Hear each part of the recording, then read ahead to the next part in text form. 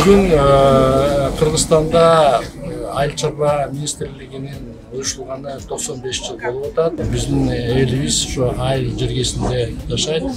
Айыл чарба продукциясын өстүрөт жана аны кайра иштетет.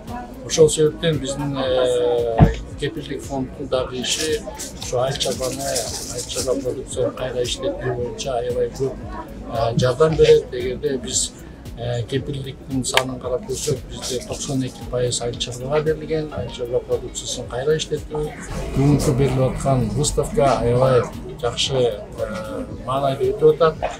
Биз болсо финансылык уюмдар өзүбүзгө дагы клиенттерди таап атабыз, клиенттерине келип кетип атат, өздөрүнүн дагы муктаждыгын айтып атат.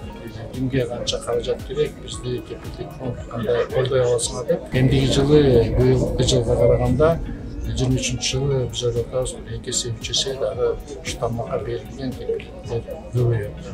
Мунун баары биздин экономиканы алдыга айыл чарба чыгарган айыл чарба продукциясын кайра иштетүү 2-3 эсеге көбүрөөк экономиканы алдыга жылдырганга жардам берет.